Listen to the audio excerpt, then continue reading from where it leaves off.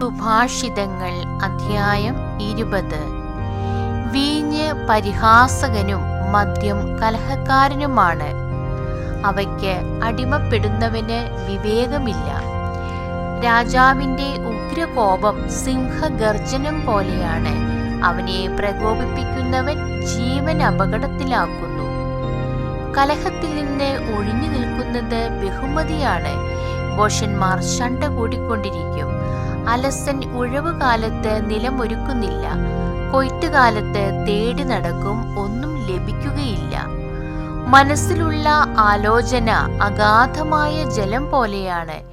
ഉൾക്കാഴ്ചയുള്ളവന് അത് കോരിയെടുക്കാം. തങ്ങൾ വിശ്വസ്തരാണെന്ന് പലരും കൊട്ടിഘോഷിക്കാറുണ്ട്. യഥാർത്ഥത്തിൽ വിശ്വസ്തനായ ഒരുവനെ ആർക്ക് കണ്ടെത്താൻ കഴിയും? സത്യസന്ധതയിൽ ചരിക്കുന്ന നീതിമാന്റെ പിൻതലമുറക്കാർ അനുഗ്രഹിക്കപ്പെട്ടതാണ്.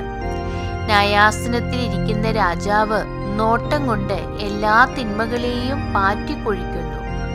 ഹൃദയം നിർമ്മലമാക്കി പാപത്തിൽ നിന്ന് ശുദ്ധി നേടിയിരിക്കുന്നു എന്ന് പറയാൻ ആർക്കു കഴിയും? വ്യാജമായ ദുഃഖങ്ങളും അളവുകളും ഒന്നുപോലെ കർത്താവ് വെറുക്കുന്നു. തങ്ങളുടെ സ്വഭാവം നിർദോഷവും നീതിയുക്തവുമാണോ എന്ന് ശിശുക്കൾ പോലും സ്വന്തം പ്രവൃത്തികളിലൂടെ വെളിപ്പെടുത്തുന്നു. കേൾക്കാൻ ചെവിയും കാണാൻ കണ്ണും കർത്താവാണ് ഇവ രണ്ടും സൃഷ്ടിച്ചിരിക്കുന്നത്. ഉറക്കത്തിന് അടിമയാകരുത്, ദാരിദ്ര്യം നിന്നെ പിടികൂടും. ജാഗരൂകത പാലിക്കുക, നിനക്ക് ധാരാളം ആഹാരം ലഭിക്കും.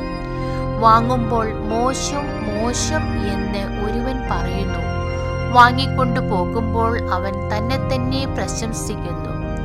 സ്വർണവും വിലയേറിയ രത്നങ്ങളും സുലഭമാണ്, എന്നാൽ ജ്ഞാനവചസ് അമൂല്യ രത്നമത്രേ.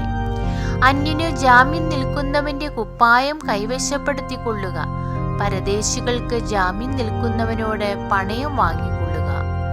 വഞ്ചനയിലൂടെ നേടിയ ആഹാരം ആദ്യം മധുരിക്കുന്നു, പിന്നീട് വായിൽ ചരൽ നിറയും.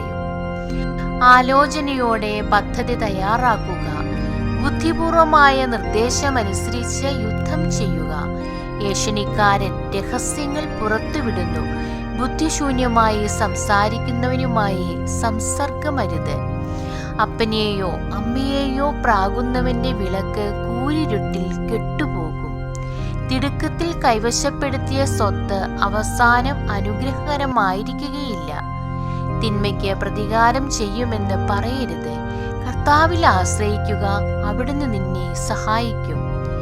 കള്ളത്തൂക്കം കർത്താവ് വെറുക്കുന്നു, കള്ളത്രാസു നന്നല്ല. മനുഷ്യന്റെ കാൽവയ്പുകൾ കർത്താവാണ് നിയന്ത്രിക്കുന്നത്. തന്റെ വഴി തന്നെത്താൻ ഗ്രഹിക്കാൻ മർത്തിനു കഴിയുമോ? ഇത് വിശുദ്ധമാണ് എന്ന് പറഞ്ഞ് തിടുക്കത്തിൽ വഴിപാട് നേടുകയും പിന്നീട് മാത്രം അതിനെക്കുറിച്ച് ആലോചിക്കുകയും ചെയ്യുന്നത് ഒരു കെണിയാണ്. ജ്ഞാനിയായ രാജാവ് ദുഷ്ടരെ പറത്തിക്കളയുന്നു, അവരുടെ മേൽ രഥചക്രം പായിക്കുന്നു. മനുഷ്യചേതന കർത്താവ് കൊളുത്തിയ വിളക്കാണ്, അത് അവന്റെ ഉള്ളറകൾ പരിശോധിക്കുന്നു. ദയയും വിശ്വസ്തതയും രാജാവിനെ സംരക്ഷിക്കുന്നു.